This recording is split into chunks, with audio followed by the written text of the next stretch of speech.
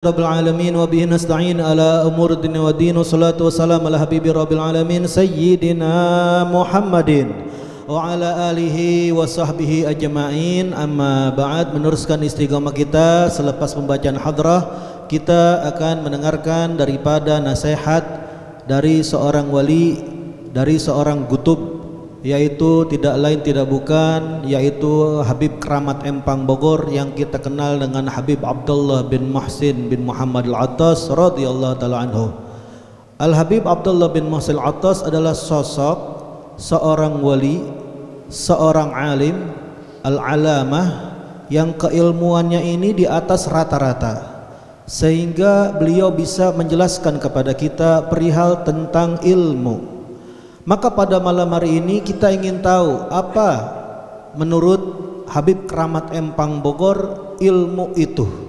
Maka beliau berkata, qala radhiyallahu ta'ala anhu wa nafa'ana bihi wa bi ulumih fid dharain amin, wal ilmu ilmani. Kata beliau, ilmu itu terbagi dua.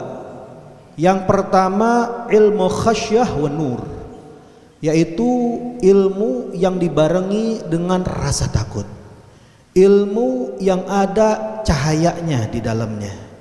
Dan yang kedua adalah ilmu lisan, ilmu yang hanya di lidah, ilmu yang cuma nyampe di lisan, tidak sampai ke lubuk hati, sehingga tidak ada cahaya, tidak ada rasa takut di dalamnya. Karena ilmu itu adalah ilmu yang ada rasa takut, sebagaimana firman Allah Subhanahu wa taala, innama yakhsyallaha min ibadihil ulama. Hanya saja yang merasa takut kepada Allah di antara hamba-hambanya hanyalah para alim ulama. Sehingga Habib Abdullah bin Husain bin Tahir berkata bahwasannya al ilmu khasyah kulluh yu'raf bidzaka ahluh. Ilmu itu ngajarin kita tambah takut kepada Allah Subhanahu wa taala, sehingga kalau pengen tahu ini orang punya ilmu atau enggaknya, dilihat dia ada rasa takut enggak dia kepada Tuhannya. Dan ilmu tersebut adalah cahaya, karena Al-Imam Abdullah bin Mas'ud radhiyallahu taala anhu, sahabat Nabi, pernah berkata, laisal ilmu bikathratir riwayah, innamal ilmu nurun yuqdhafu fil qalbi. Ilmu itu bukan berarti orang itu banyak riwayatnya, bisa meriwayatkan hadis, bisa yaitu meriwayatkan ayat Quran, bisa meriwayatkan kalam alim ulama, golal Habib fulan, golal Imam fulan, bukan. Tapi kata beliau, ilmu itu adalah cahaya, yang mana cahaya tersebut dimasukkan oleh Allah Subhanahu wa taala ke dalam lubuk hati seorang manusia. Maka kata Habib Keramat Empang Bogor, fal ilmul khasyah wa nur, kullama izdada minhul insan izdadat ma'rifatuhu binafsih. Bedanya apa ilmu yang lisan dan ilmu cahaya yang dibarengi rasa takut tadi? Kalau ilmu yang dibarengi dengan cahaya dan rasa takut, itu ciri-cirinya setiap bertambah manusia dari ilmu tersebut, maka orang itu akan bertambah kepahamannya, pengenalannya kepada dirinya sendiri, sehingga semakin nambah ilmu semakin sadar diri, bukan tambah lupa diri. Tapi sebaliknya, kalau misalnya orang tersebut itu adalah ilmu lisan, kullama izdadal insan minhu izdada da'wa.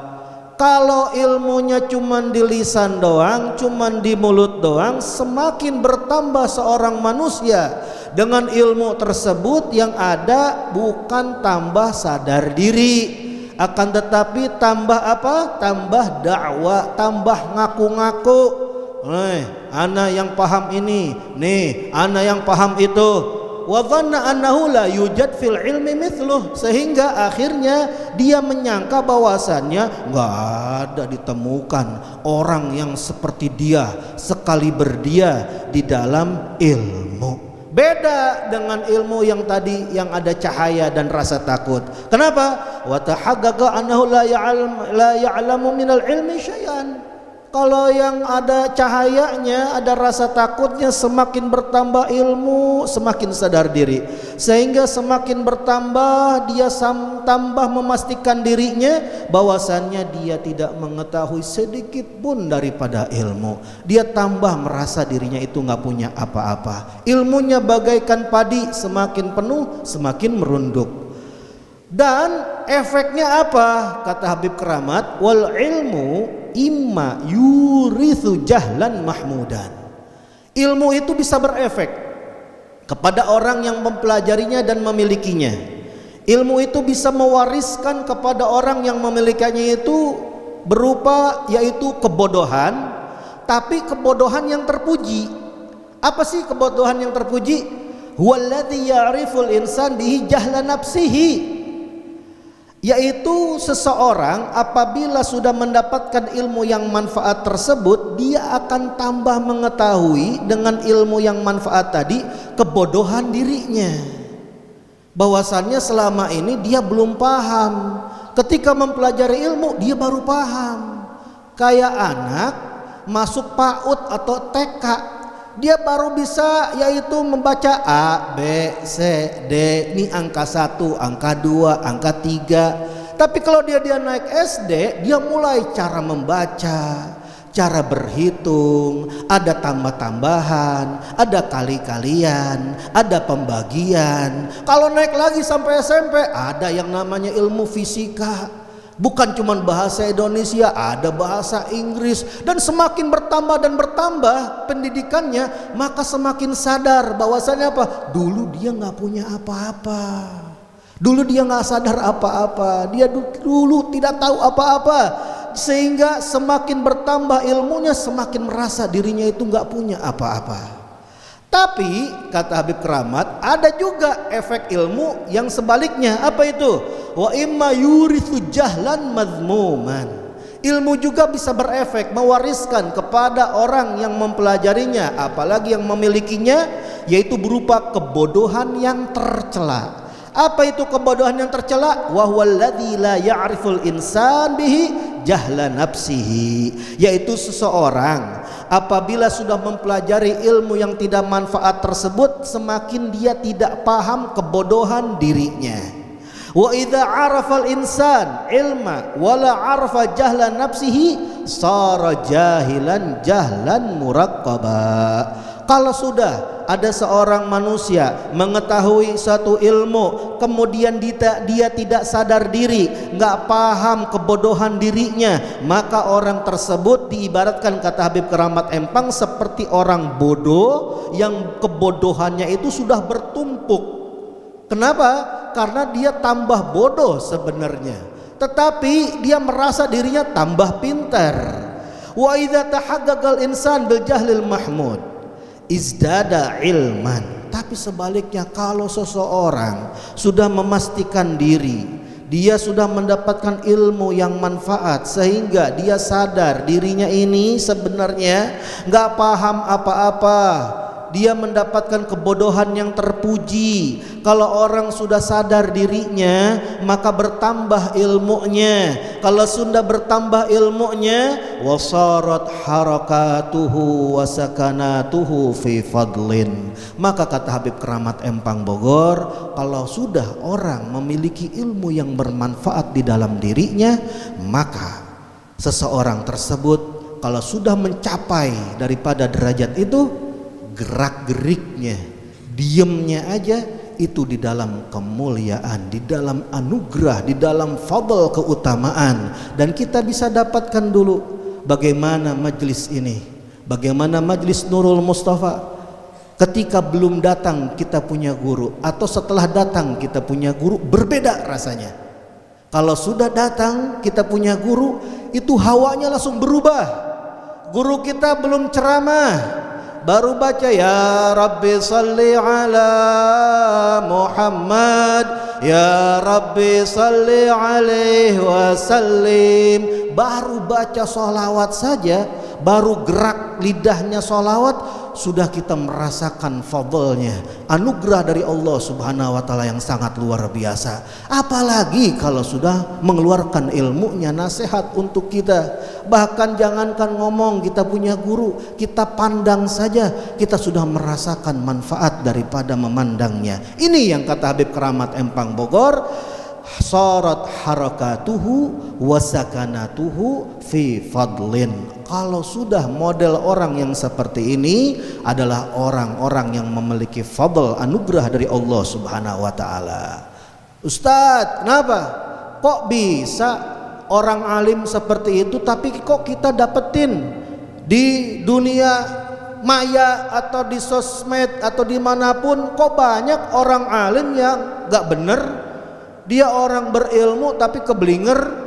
Banyak ustadz, kiai, ulama yang omongannya ini gak sesuai dengan ilmunya, berarti ilmunya gak bener dong, ayatnya gak bener dong, hadisnya gak bener dong. Nah, ternyata kata Habib Keramat Empang Bogor, beliau jelaskan wal ilmu asluhu safin.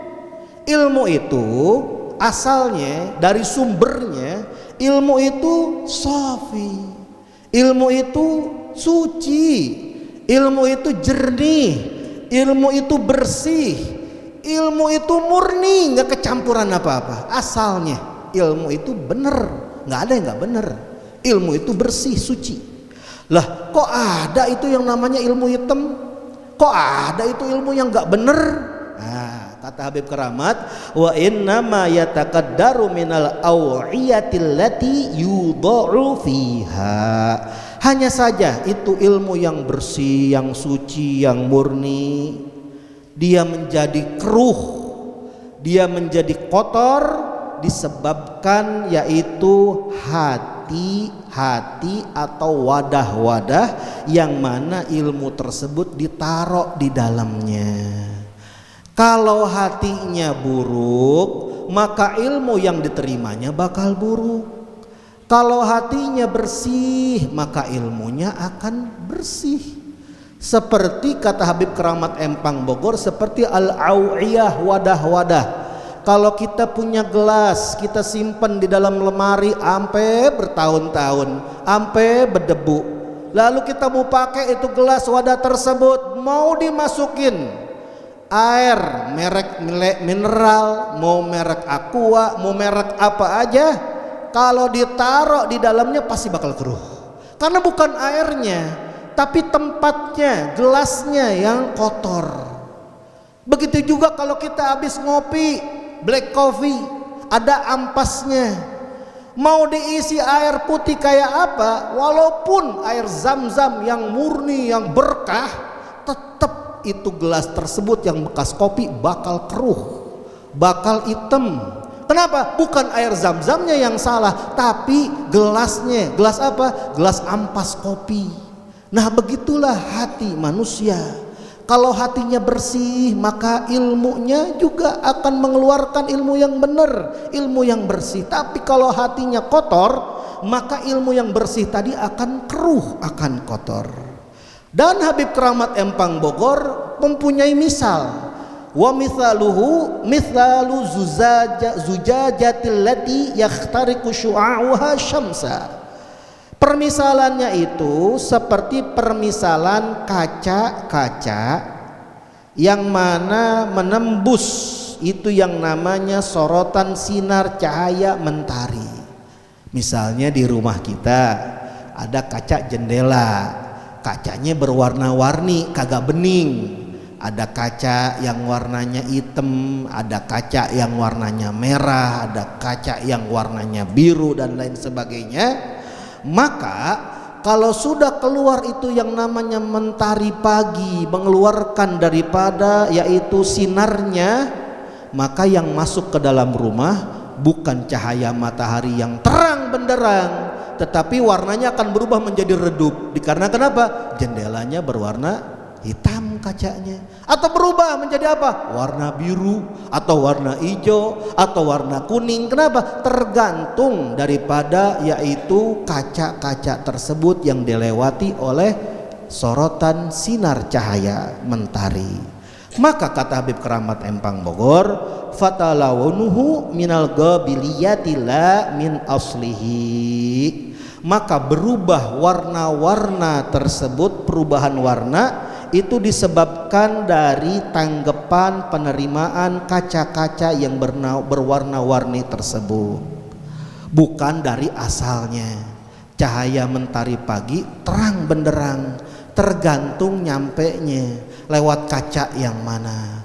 Begitulah permisalan daripada ilmu. Ilmu itu benar, ilmu itu suci, itu ilmu bersih. Tergantung orang yang membawanya, tergantung orang yang menerimanya. Sehingga penting sekali. Guru kita berkali-kali, Habib Hasan, nasihatin kita di setiap malam Minggu, malam Senin, malam Selasa, malam Rabu, malam Jumat, di malam-malam yang lain. Guru kita pasti itu yang namanya menasihati kita untuk memperbaiki hati kita. Kenapa hati? Karena idza saluhat saluhat jasadu kulluh wa idza fasadat fasadat jasadu kulluh. Kalau udah itu yang namanya hati benar semua badannya. Tapi kalau udah hatinya rusak, maka seluruh tingkah lakunya, ucapannya akan rusak.